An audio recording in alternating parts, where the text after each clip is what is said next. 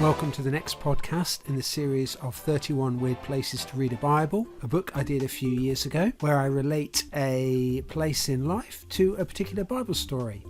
And this time I'm thinking about posh restaurants, because there's a moment in the book of Acts, in Acts chapter 10, where Peter, who has been a disciple of Jesus and has now started up the very first church, he's gone to visit somebody in a place called Joppa, and he's hungry and he's on the roof and he's having a nap, and he sees a vision of this blanket coming down filled with all these kinds of weird animals, reptiles and this kind of thing, and creatures that he's not supposed to eat. And he hears a voice telling him to do exactly what he's not supposed to do. Get up, you're hungry, Peter, tuck in.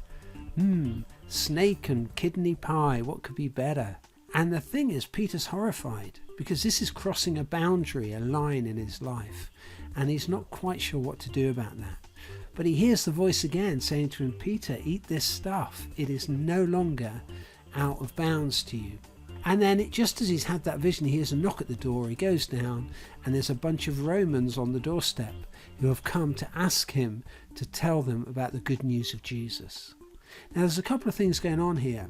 First of all, that if Peter goes to the house of these guys, he will be offered food that he didn't used to eat, that to him was not kosher.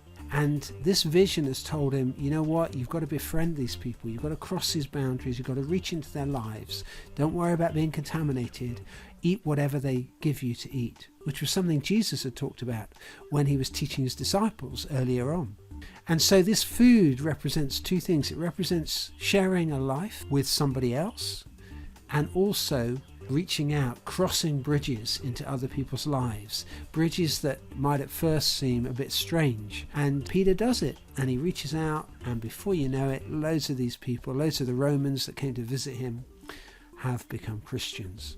So the next time you're passing a posh restaurant, you might want to spare a thought for Peter and his strange diet and crossing bridges into other people's lives. That's all from me now. Thanks very much for listening. I shall be back again with another podcast.